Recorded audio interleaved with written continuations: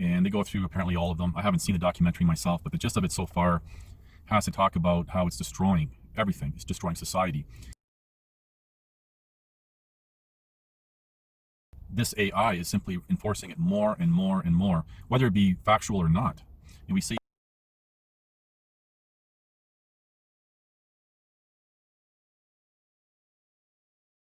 Hello, today is September 23rd, 2020, and the time is 12:15 p.m. Several days ago, a friend of mine told me about a Netflix documentary called Social Dilemma, and what it talks about is social media platforms and how they're designed to really control people. And I remember, just on a side note, when Facebook was still relatively in its infancy, how there was so much controversy about it, how it was basically a voluntary way of surrendering information and everything else.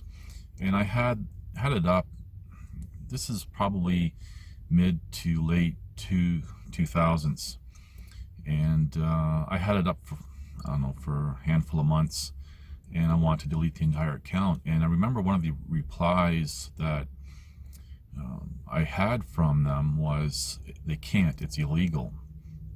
And I fought hard to get it deleted. But anyway, going back to this documentary. So this documentary is talking about how the AI, and apparently they have teams of people, they call them engineers, hundreds of them, designing this computer software. And for those who don't know what AI is, artificial intelligence, it's designed to really control people and manipulate them and predict patterns and everything else. And most people, it works very well on. And what all these social media platforms and everything else has done is really caused social decay, and it really enforces someone's position on any specific topic, because it just keeps feeding that, whether it's accurate or not. And that's the point, is when it's not, people just buy into it and say, see, and it just perpetuates. And this really has caused a lot of division in society in today's world. And you can attribute this to any social justice movement. And really, this is a good way to enforce social justice. And you take, for example, people who take a specific position on a topic. They have no argument or anything else, but because of the algorithms and anything else, when they search out something, it just simply seems to support it, and it turns out to be false, but whatever. And this ties into this whole nonsense with the mask agenda and everything else, but I digress. So we have this AI online, and people think they're trying to search out the truth, and they're going online to find the truth. And yes, I've said many times, the internet is the greatest library known. However, it has been completely corrupted, not only with nonsense, but with this AI. So people are searching out information, and they're finding information to support them. Now, when you do a search, say for example, on real facts and truths on a specific topic that perpetuates untruths, you will find the untruths keep popping up. And you really have to dig deep to get to what you're looking for. But overall, if you're in tune with a specific topic, then you're just going to keep finding that specific topic, and no matter what side of the fence you're on. What are they hiding? What is the cover-up? Nowadays, they tell you the truth in plain sight. You just never listen. There's a lot of confusion among people and misinformation surrounding face masks. Can you discuss that? The masks are important for someone who's infected to prevent them from infecting someone else. People should not be walking around with masks.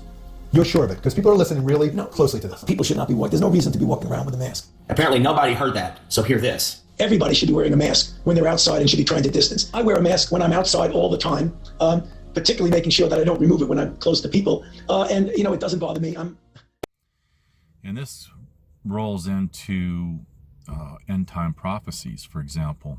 And I'm not going to get too scripture or anything for people who are not religious or anything, but I just want to highlight something that a lot of people are buying into end times, and they've been talking about end times for forever.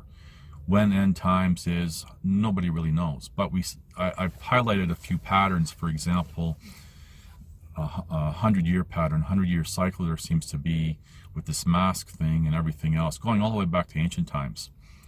Anyway, people are, the majority of the population are saying, yeah, end times, because this is what they're being fed.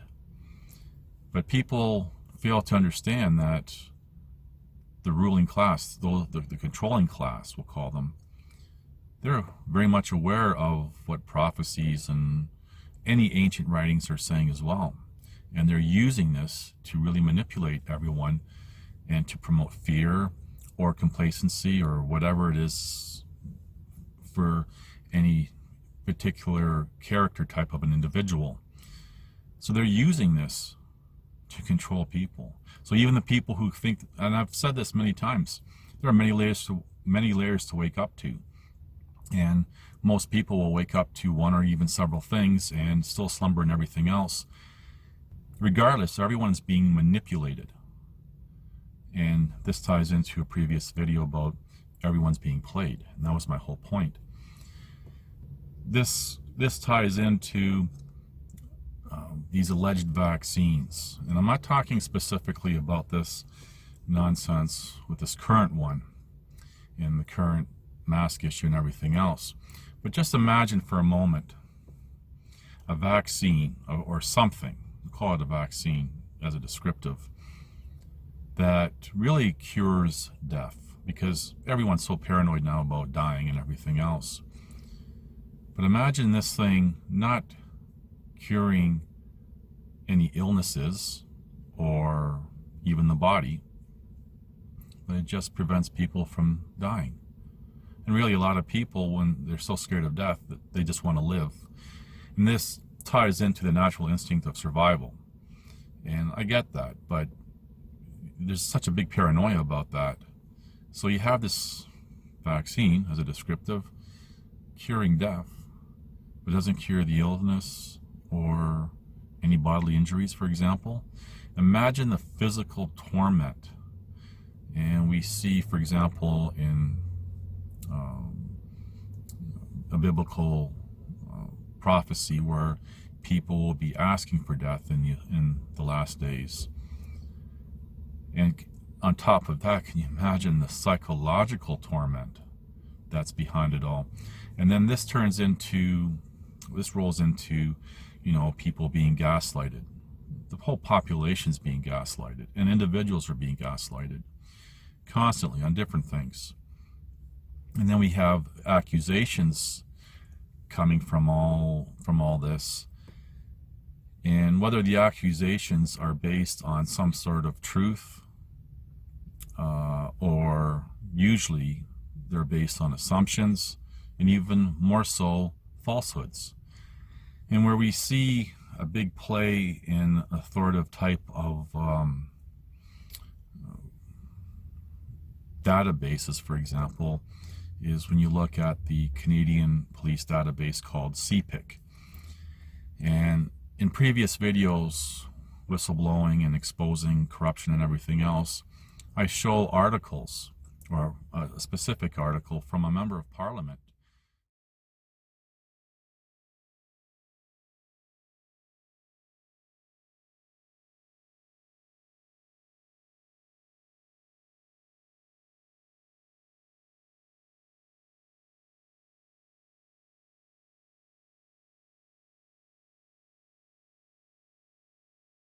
It was around, I discovered it around the early 2000s anyway, how people are on CPIC. Now CPIC was originally designed to, if you're a criminal, then they have a log of your criminal activity, your arrests, warrants, and convictions.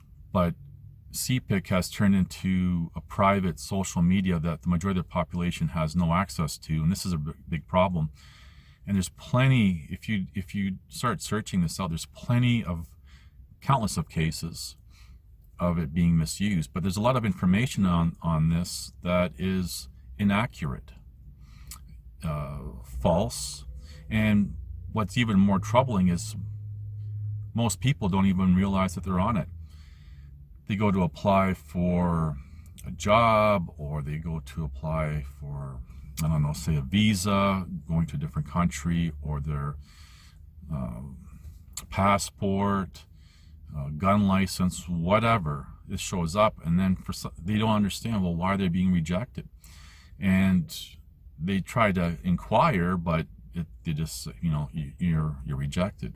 You don't realize that there's a high probability that they're on this CPIC, this Canadian Police Database, for something that, they could even more likely innocent of, unproven accusations, false accusations, and everything else. And every country has their version of CPIC. And then you look at the international level of a police database with Interpol. And yeah, this is how lives are destroyed, and people don't even understand what's going on. And I could see where a lot of people get into the whole hype about targeted individuals and being targeted. They take it, most times they would take it personally, not realizing that this is more of a big social issue. This is impacting a lot of people. Now, it's not to say that certain individuals are not targeted for specific reasons, but you really have to, ask, well, what's the end game? Why? What's the end game? What's trying to be accomplished with it, if they are?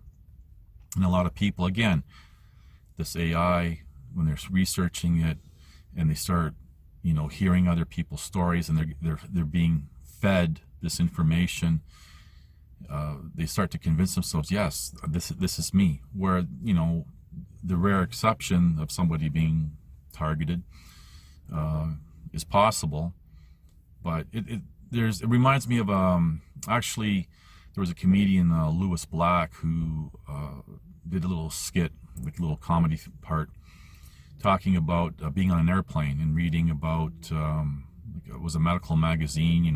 He had hours to kill. And by the time he landed, after reading this medical thing, he had diabetes, he had all these other diseases, and it was a joke. But the problem is, you start to read it and you say, well, yeah, that's me. I can relate to this, I can relate to that. And before you know it, you've convinced yourself. You become your worst enemy. But going back to this whole CPIC and everything else, people not knowing, I think about, look at the past 7 years of everything that I've been through, that I was able to put in the open for everyone to see, and see how someone's life, through the justice system and the political system, their lives are destroyed. And I think, throughout my life, for example, how much on the CPIC, there's a few videos where I talk about my sexual assault complaints against 5 to 6 female nurses in a recovery room. My complaints over a 10-year span, trying to pursue, naively, justice for all that and everything else, and how showing up on CPIC, it was misunderstood, that it wasn't realized that I was the complainant. It was assumed that I was the perpetrator. And anyway, I uncovered all this, and I discussed this in other videos over the past 7 years and everything else. But how much more on CPIC, for example, I'm only going to speak for myself, that I'm not really aware of, or can only suspect. And I think about the woman that gave me birth, and I talked about this in a few other videos, where every time I confronted her with information,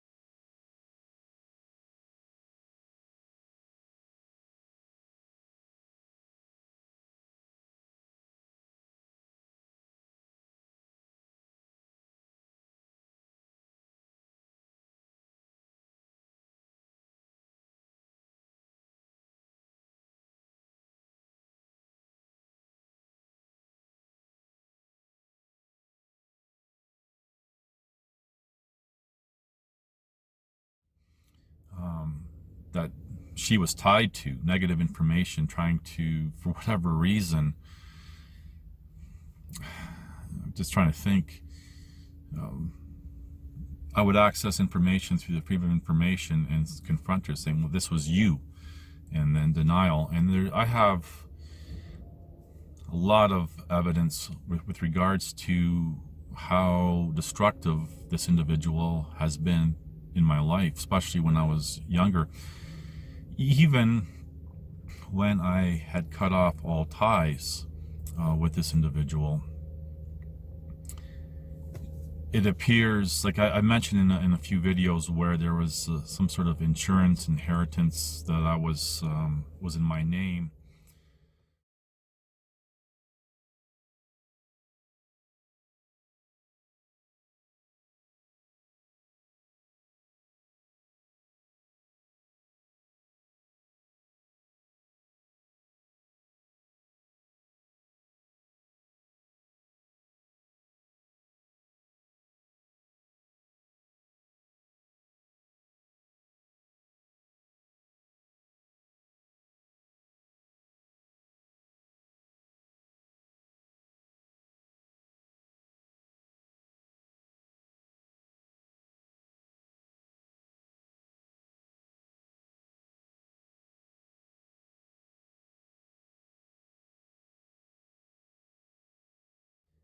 And how back in January and everything else, yes, I was deliberately poisoned in my late teens, mid-late teens. I always thought that I was poisoned because I wasn't wanted around. As it turned out, it had to do with this money. It was a large sum of money, and it would have had a huge value, I think, when I turned 42 or something like that. A lot of money.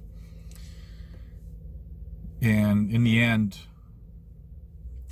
after I had moved out, and I always tried to have a relationship with this woman, and I still love her. And it's kind of hard to talk about, but I remember I borrowed money from it, and I talk about this in this other video, and I signed a blank document. And what's interesting is, in one of the emails this year, in this January 2020, she had said that I have this her signature on a blank document, and if I use it, she's going to pursue, you know, criminal things in there. But it was actually her. And I started to see another pattern arise with her, but I'm not gonna, it's not really about her.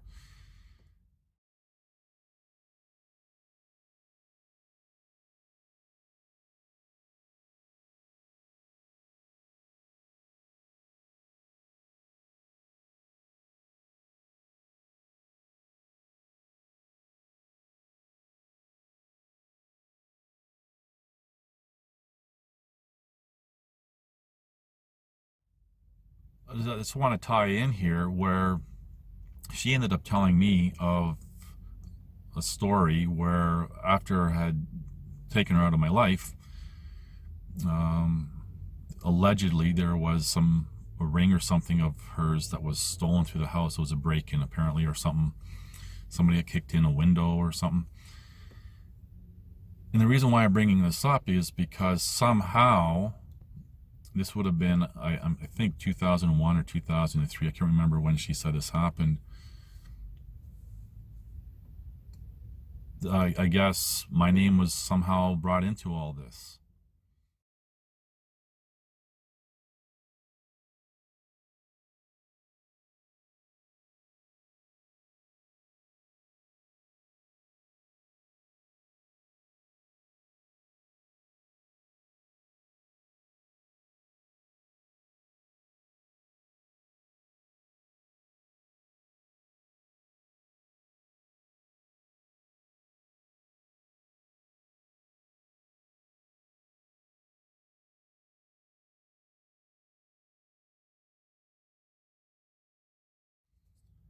And I'm wondering, you know, is this also on CPIC?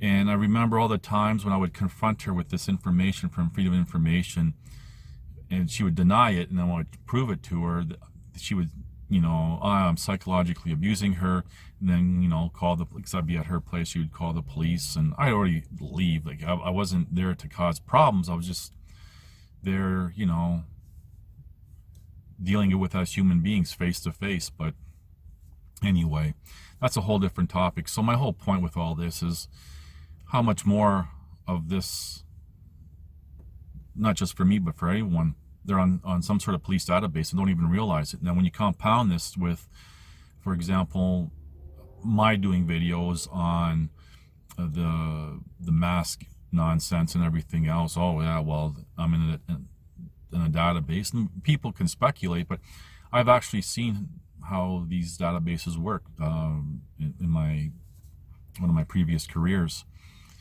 So yeah, this whole thing, what we're seeing socially, is we are in the late stage of the last stage of civilization, the age of decadence. Again, and we repeat history because history is forgotten either by chance or design. And we see history being erased and rewritten to fit social justice nonsense. We see this. We see it. We see this all playing out.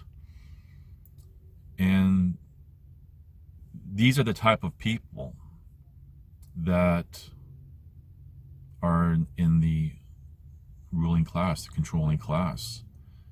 And then when this all rolls back around to the AI being programmed by them to fulfill agendas. Anyway, I just want to share this with you for what it's worth. Please like, subscribe, comment, and share.